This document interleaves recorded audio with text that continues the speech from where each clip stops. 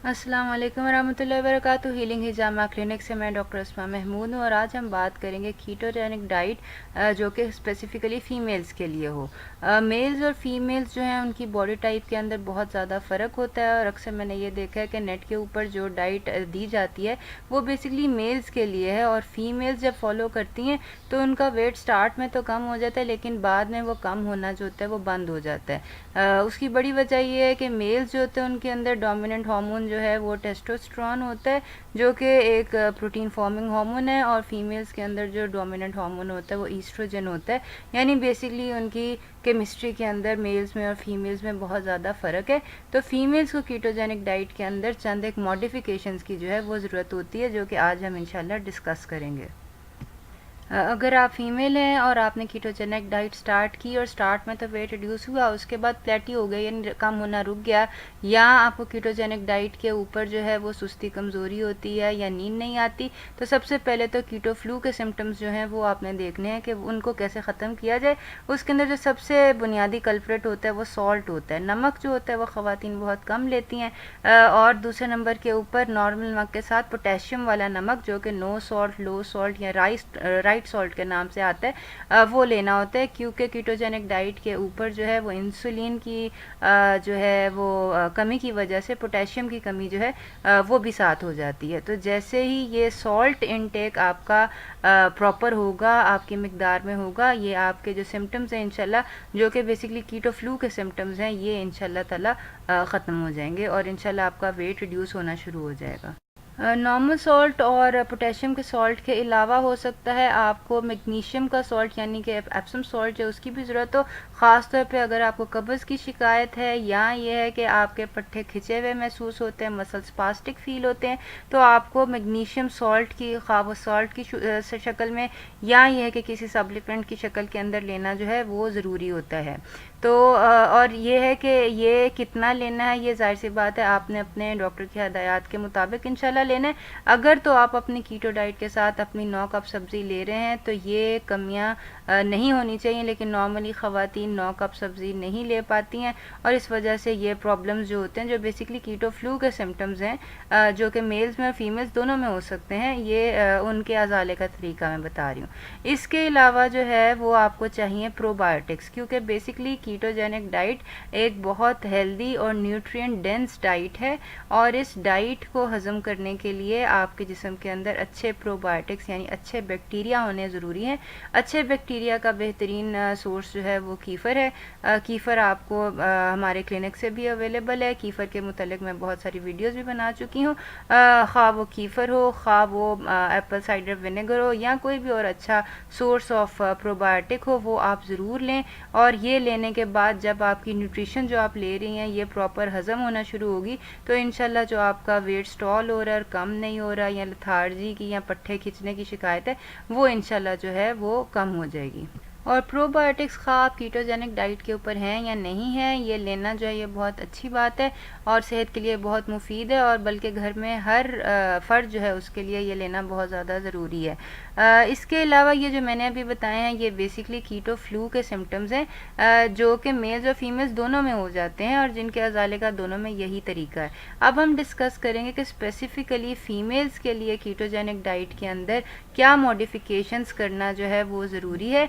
ये basically ketogenic diet के जो बड़े बड़े एडवोकेट हैं वो भी यही कहते हैं कि ख़ास तौर पे इवन मेल्स के लिए भी ये रिकमेंडेड है कि वो कार्ब अप किया करें, यानी कि 3 महीने कीटोजेनिक डाइट फॉलो करने के बाद अपना कार्बोहाइड्रेट हेल्दी कार्बोहाइड्रेट से मुराद ये नहीं है कि रिफाइंड कार्बोहाइड्रेट्स यानी कि आपने आटा, मैदा या ये बेकरी की चीज़ें नहीं खानी शुरू कर देनी, लेकिन अच्छे कार्बोहाइड्रेट्स जो हैं वो अच्छे कार्बोहाइड्रेट्स यानी कि जैसे ये चिकपीज़ हैं, सफ़ेद चने हैं, आपके ये स्वीट पोटैटो है या अच्छी हेल्दी सब्जियां और फ्रूट्स हैं, ये आप अपनी डाइट में इंक्रीज़ करें। लेकिन ये है कि अगर उससे पहले ही आपका विद इन 1 मंथ आपने कीटोजेनिक डाइट स्टार्ट की और आपका वेट स्टॉल हो गया और आपने अपना नमक, अपने प्रोबायोटिक्स, अपने बाकी की सारी चीज़ें देख ली हैं कि आप स्ट्रेस फ्री जो हैं वो हैं और आपको यानी कि स्ट्रेस साथ नहीं है जो कि आपकी वेट गेन की वजह है, तो फिर आपने ये करना है, ख़ास तौर पे अगर आप फीमेल हैं है, तो आप ये देखें, एक तो अपने हेल्दी कार्ब्स जो हैं वो आपने इंक्रीज़ करने हैं, और दूसरे नंबर के ऊपर आपको एक अल्कलाइन कीटो डाइट जो है वो फॉलो करनी होगी। अल्कलाइन कीटो डाइट बेसिकली एक sort of vegetarian keto diet आप कह सकते हैं, क्योंकि बेसिकली जो रिकमेंड किया जाता है अभी कीटो डाइट के ऊपर वो है गोश्त और डेयरी, और ये दो ऐसी चीज़ें हैं। ख़ासतौर पे गोश्त जो होता है वो नॉर्मली बीफ लिया जाता है, जो कि अक्सर ख़वातीन को सूट नहीं करता है। ये मैं सब के लिए, ये वही वन साइज़ फिट्स ऑल वाली स्ट्रेटजी नहीं है। ये आपको ख़ुद देखना होगा, आया आपको बीफ सूट करता है या मटन सूट करता है, या ये कि फ़िश सूट करती है, और ये कि कौन सी प्रोटीन आपके लिए बेहतरीन है या बेहतर है।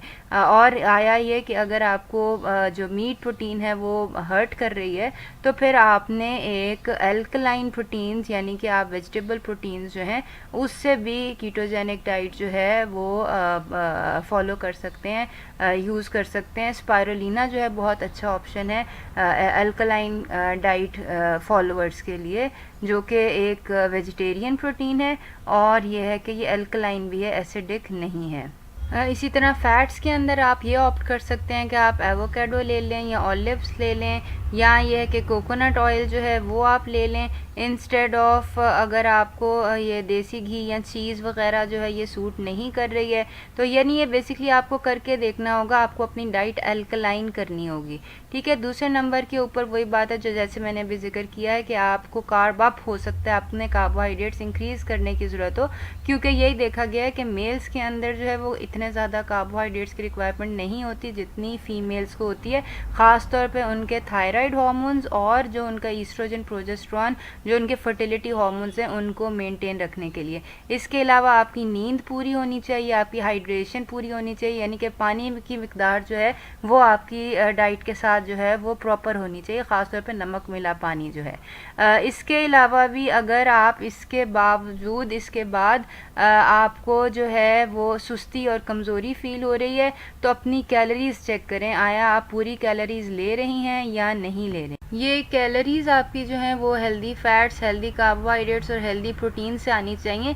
इसके बाद भी अगर आपको भूखा भूखा फ़ील होता है, अगर आपके बाल गिर रहे हैं, अगर आपके नाखून टूट रहे हैं, अगर आपके मेंसेस जो हैं वो सही नहीं आ रहे या कम आ रहे हैं, या आपको थायराइड जो है उसका कोई इशू लग रहा है, तो और यहाँ इसके अलावा आपको यानी कि सुस्ती और वह कमज़ोरी और नकाहत रहती है, तो ये वो टाइम है कि एक तो आपको अपनी कैलोरीज ज़्यादा करने की ज़रूरत है, दूसरा हो सकता है कि आपको कार्ब अप करने की ज़रूरत हो। आपको जो कि नॉर्मली रिकमेंडेड कोटा है 20 ग्राम्स या 10 ग्राम्स या 5 ग्राम कार्ब्स का, वो आपके लिए सूटेबल ना हो। मेरे पास बहुत सारी ऐसी ख़वातीन हैं जो कि 50 to 100 ग्राम्स कार्बोहाइड्रेट्स ले रही हैं, हेल्दी कार्बोहाइड्रेट्स, और उसके साथ वेट लूज़ कर रही हैं।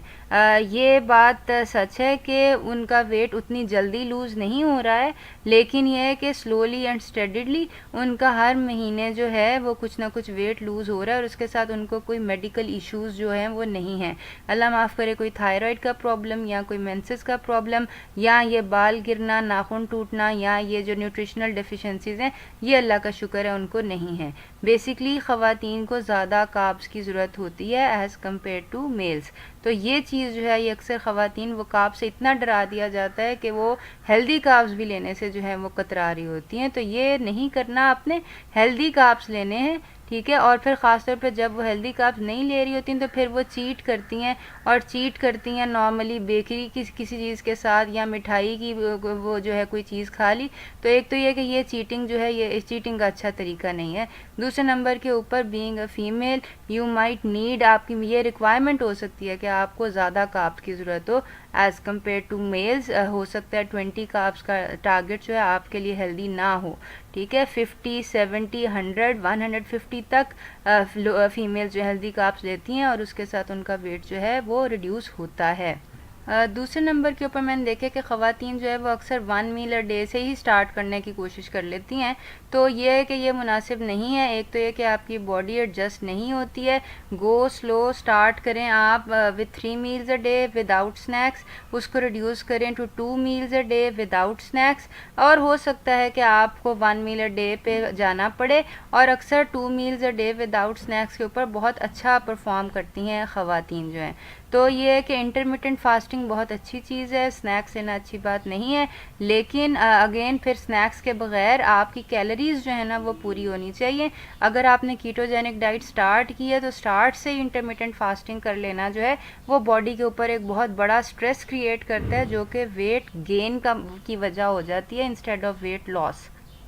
इसके अलावा जो है प्रोटीन्स, अगर आपको हेल्दी प्रोटीन्स अवेलेबल नहीं है तो आप जो है वो कोलेजन पाउडर या कोई हेल्दी प्रोटीन पाउडर जो है वो ऐड कर सकती हैं, ख़ास तौर पे अगर आपके बाल गिर रहे हैं, नाखून टूट रहे हैं या आपको प्रोटीन की कोई और कमी है।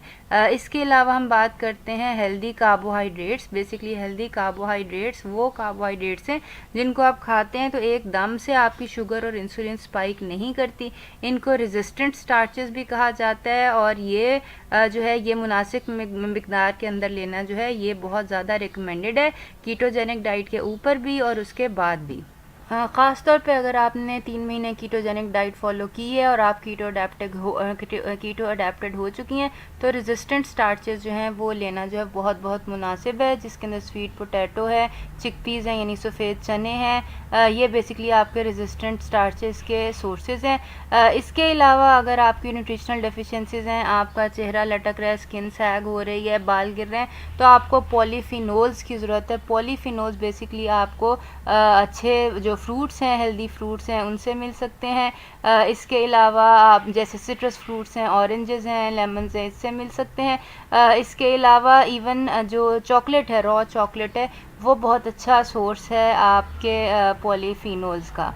तो ये हमने बात की कि जो ख़वातीन हैं उनको क्या क्या मॉडिफिकेशंस की ज़रूरत हो सकती है जब वो कीटोजेनिक डाइट जो है वो फॉलो करें। ये मैं आपको सिर्फ वेट लॉस के लिए बता रही हूँ। अगर कोई स्पेसिफिक प्रॉब्लम के लिए आप कीटोजेनिक डाइट फॉलो कर रहे हैं, जैसे कि एपिलेप्सी के लिए, PCOS के लिए, या ये है कि कोई और डिज़ीज़ के लिए, तो उसके लिए इन सब के अंदर हमें मज़ीद मॉडिफिकेशंस की ज़रूरत होगी। और वही बात यह है कि नेट के ऊपर बहुत बहुत ज़्यादा इन्फॉर्मेशन है, वो आप फॉलो करें, लेकिन अगर कोई चीज़ आपको हर्ट कर रही है और आप उसके ऊपर कंफर्टेबल फील नहीं कर रही हैं तो बहुत अच्छी बात होगी कि आप ये जहन में रखें कि इसको चेंज करने की ज़रूरत या मॉडिफाई करने की ज़रूरत भी हो सकती है। तो इसके लिए आप हमें दिए गए नंबर पर भी कॉल कर सकते हैं। ये हीलिंग हिजामा क्लिनिक लाहौर में हमारा क्लिनिक है, आप हमें विज़िट भी कर सकते हैं। और मज़ीद मालूमात के लिए हमारा फेसबुक पेज हीलिंग हिजामा क्लिनिक जो है उसको विज़िट कीजिए और लाइक कीजिए। कीटोजेनिक डाइट और हेल्दी लाइफस्टाइल के बारे में पोस्ट जो है वो अक्सर जो है मैं अपलोड करती रहती हूँ अपने फेसबुक पेज के ऊपर, तो काइंडली विज़िट कीजिए और लाइक कीजिए और इंशाल्लाह हमें अपने आरा से और कमेंट से मुस्तफ़ीद कीजिए। अस्सलाम वालेकुम वरहमतुल्लाहि वबरकातुहू।